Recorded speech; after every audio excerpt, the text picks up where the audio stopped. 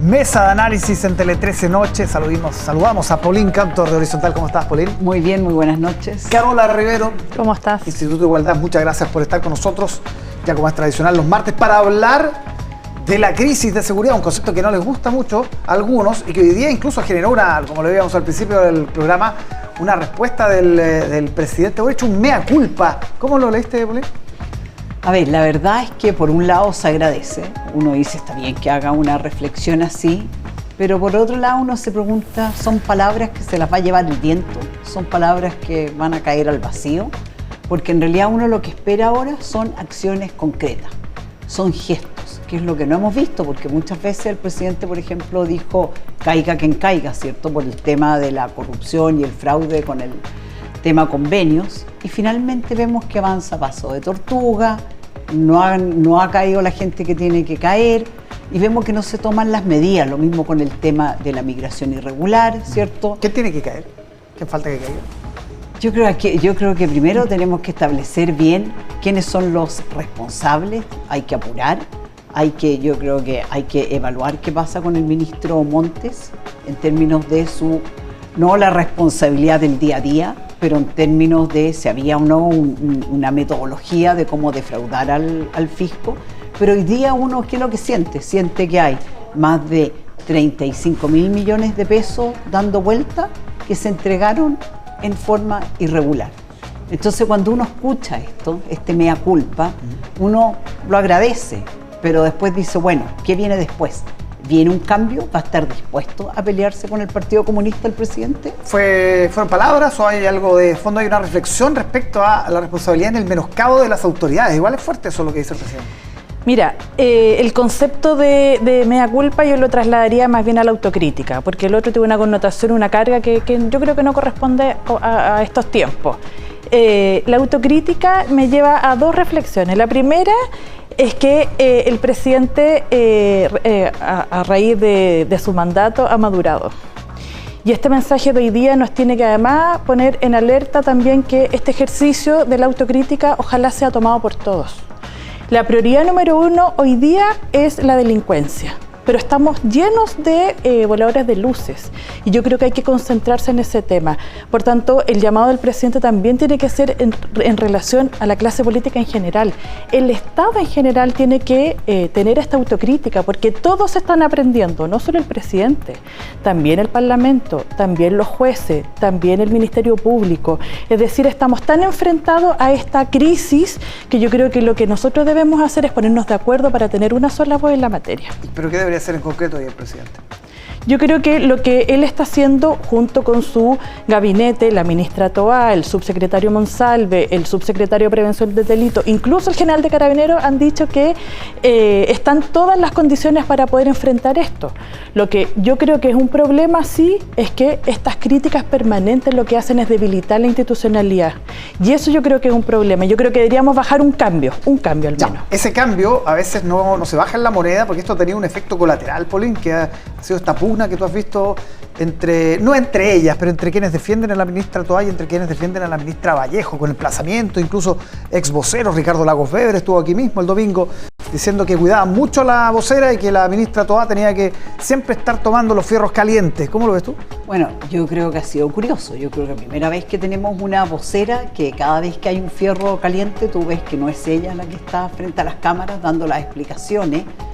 Y por lo tanto han sido los ministros sectoriales los que han tenido que asumir mucho más todas las faltas de gestión y los problemas y las crisis que ha generado el gobierno y que se han generado y que las vemos día a día. Entonces, en ese sentido, efectivamente llama la atención que la ministra, que está a cargo de las comunicaciones, no es la cara que se ha hecho cargo de cada uno de los temas. Pero quería agregar una cosa más, nomás, con lo que estábamos hablando, con cómo el gobierno tiene que hacerse cargo de esto. Yo creo que la verdad es gestionando, es tomando el toro por las astas.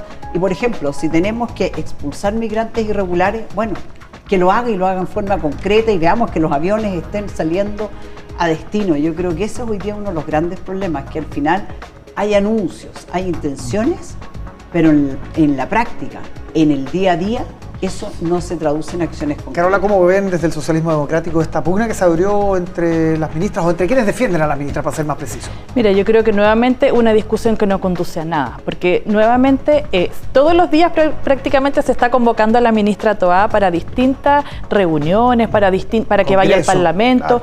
Y yo creo que eso debe ser además no solo desgastante en su accionar, sino que además lo que hace es desvirtuar el único camino que hoy día tenemos que hacer es, por favor, que las personas puedan salir tranquilas a las calles.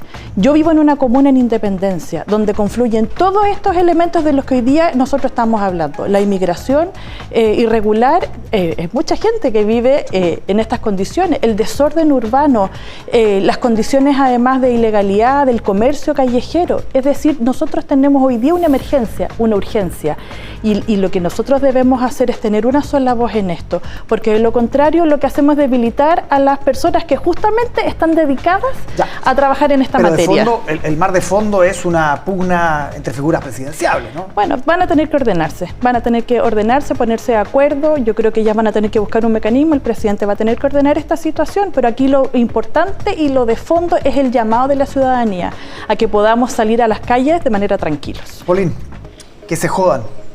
¿Qué te pareció ese eslogan? A ver, yo creo que es una frase que evidentemente ha tenido polémica. Yo creo que para algunos es decirle al gobierno basta, sobre todo con una interpretación que es curiosa, que tiene que ver con una constitución que dijeron, con esta constitución, la del 80, de los 4 generales, no podemos gobernar, no podemos seguir adelante digamos, con la propuesta de gobierno, y ahora ese mismo grupo es el que está defendiendo, diciendo con esta constitución nosotros podemos seguir adelante, se cierra el proceso constitucional. Entonces hay algunos que dicen, en el fondo, jódanse, porque ¿cómo puede ser esta cosa? Ya, pero ¿te gustó a ti? ¿Sientes que funciona, que es disruptivo? Yo creo que es disruptivo. Yo personalmente tengo mis cuestionamientos, tal vez porque no soy de la teoría que uno tiene que ir al choque con ese tipo de frases. Además, no sé cómo las entiende la ciudadanía. Lo que sí yo creo que se ha ido instalando, que el voto en contra de la propuesta finalmente es un voto que va también en contra del gobierno. Yo sé que desde el socialismo democrático han sido duros con esta frase, pero también en el comando tomaron nota porque al parecer algo funcionó. Pero es bien agresivo, fíjate. Yo en mi lenguaje no lo uso. Y yo no quisiera que las personas se jodieran así como lo dice esa campaña. Porque además es como jódanse con las pensiones, jódanse con la educación, jódanse con los derechos. Qué feo, porque primero nos habían dicho una constitución escrita con amor y ahora nos dicen que se jodan. No es el lenguaje que yo espero, no es el ánimo además con lo que se supone que tenemos que enfrentar lo que viene ahora el 17 de diciembre. A mí no me gusta eso, es rechazable. Y la campaña del en contra, que parece que ha movido poco, o sea, hay una autocrítica también ahí. ¿Qué te pareció a ti? Mira, yo he estado harto en las calles, he visto... Me refiero a la franja. A la franja, bueno, es que también estamos agotados. Yo creo que también hay que reconocer eso, que llevamos un proceso que se ha alargado. Yo también espero que esto se termine, ya concluir este proceso, concluir esta etapa, y en realidad no fuimos capaces de poder haber cambiado una constitución en este momento. Así que yo creo que se tiene que cerrar.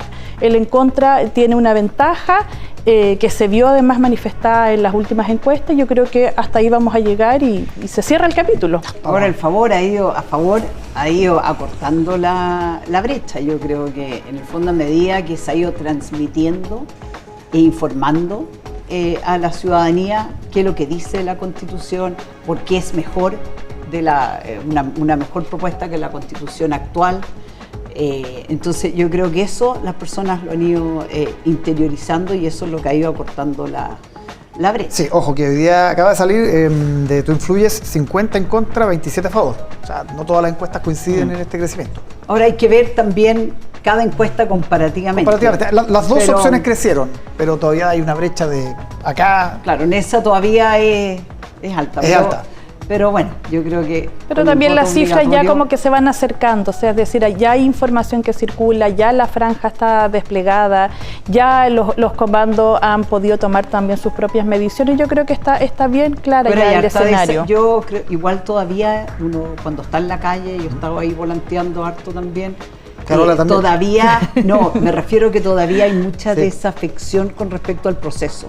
Como que la gente no pesca de partida mucho. no pesca mucho Ya. y dos, te escuchan porque se quieren informar, pero no está esa cosa No la digamos, no la como intensidad del vez año pasado, por No, ejemplo. por supuesto. Ya. Y esa Sí, desafección lo que va a hacer claramente es que este proceso se termine, se cierre este capítulo, no pudimos, no se pudo, y esta discusión se tiene que zanjar acá. Vamos a ver qué pasa las semanas que quedan.